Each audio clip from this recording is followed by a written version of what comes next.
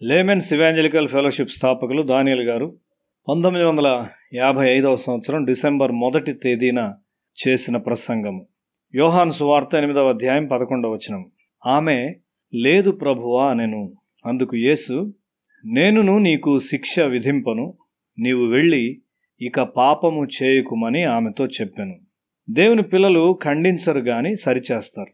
ఖండించుట మరియు సరిచేయుట రెండు వ్యత్యాసమైన విషయాలు. ప్రకృతి సంబంధి అయిన మనిషి తనను సమర్థించుకొనుచు ఇతరులను ఖండించును. ఆత్మ సంబంధి అయిన మనిషి తనను ఖండించుకొనుచు ఇతరుల విషయమై మంచిగా మాట్లాడును. లోకమును ఖండించుటకు తాను రాలేదని యేసు చెప్పాడు. లోకము ఇంతకు ముందే ఖండించబడినది. ఇంకా ఎక్కువ ఖండించుట అవసరం లేదు. ఆయనందు విశ్వాసముంచువానికి తీర్పు తీర్చబడదు. విశ్వసింపనివాడు దేవుని అద్వితీయ కుమారుని నామమందు విశ్వాసముంచలేదు గనుక వానికి ఇంతకు మునిపే తీర్పు తీర్చబడను. యోహాను సువార్త 3వ అధ్యాయము 18వ వచనం. యేసుక్రీస్తు లోకమునకు తీర్పు తీర్చుటకు రాలేదు గాని లోకాన్ని రక్షించటానికి వచ్చాడు. ఎవడైనను నా మాటలు వినియు వాటిని గైకొనకుండిన ఎడల నేనతనికి తీర్పు తీర్చను. నేను లోకమునకు తీర్పు తీర్చుటకు రాలేదు గాని లోకమును రక్షించుటకే వచ్చితిని. యోహాను సువార్త 12వ అధ్యాయము 47వ వచనం.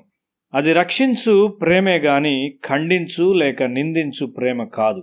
వాక్యము పరలోకములో స్థిరపరచబడి ఉన్నది. నిత్యమైన వాక్యము దేవునికి సమానం. లోకము వాక్యం ద్వారా తీర్పు తీర్చబడి ఖండించబడును. మనిషి యొక్క పడిపోయిన స్వభావాన్ని యేసు అర్థం చేసుకున్నాడు. సిలువ యొక్క ప్రభావం క్రిందకు రానంత వరకు అది వివిధమైన శోధనలో పడగలదు.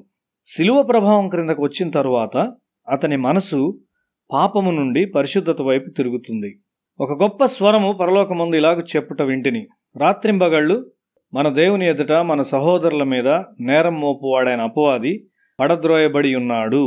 ప్రకటన గ్రంథము 12వ అధ్యాయం 10వ వచనం. నిందించు స్వభావము క్రైస్తవ స్వభావం కాదు. కొన్ని సమయాల్లో మనము పొరపాట్లు చేస్తాం. ఎందుకనగా వాక్యం కొరకైన మన గొప్ప ఆసక్తిని బట్టి మన మాటల విషయంలో మనం జాగ్రత్త కలిగి ఉండవలసి ఉన్నాము. మన మాటలు ప్రకృతి సంబంధి అయిన మనిషి మాటల వలె నిందమోపునవిగా ఉండకూడదు. సాతాను నిందమోపువాడు. మనము పాపము చేయు క్షణాన అతడు మనలను దేవుని ఎదుట నిందించును.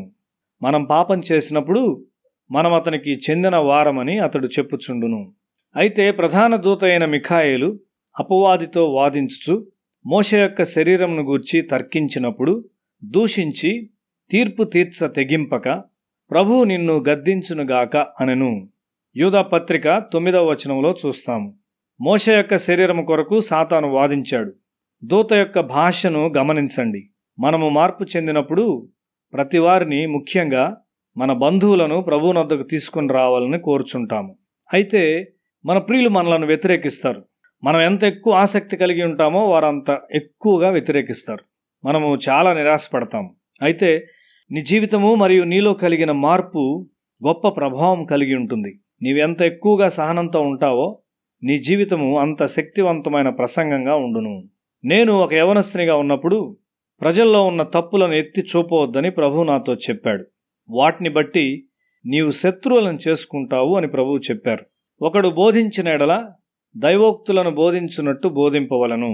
ఒకడు ఉపచారం చేసిన ఎడల దేవుడు అనుగ్రహించు సామర్థ్యం నొంది చేయవలను. పేతురు రాసిన మొదటి పత్రిక 4వ అధ్యాయం 11వ వచనం. మనము పరిశుద్ధాత్మని ఉపదేశములను అనుసరించినప్పుడు మనము దేవోక్తులను బోధించు వారిగా తయారవుతాము. ప్రజలు మార్పు చెందుటకు మన సలహా ఒక నడిపించు శక్తిగా తయారవుతుంది. యేసు యొక్క పరిశుద్ధత పాపులను త్రోసివేయదు గాని వారిని ఆకర్షించును. ప్రకృతి సంబంధి అయిన మనిషి యొక్క నీతి తిరుగుబాటు చేయనది.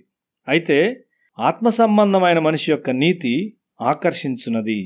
క్రీస్తును నీలో కలిగి ఉన్నట్లయితే నీవు పాపులను ఆకర్షిస్తావు మరియు నీలోనున్న శక్తి వారి దుష్టత్వమును శక్తిహీనముగా చేసి వారికి పరిశుద్ధతను బోధిస్తుంది.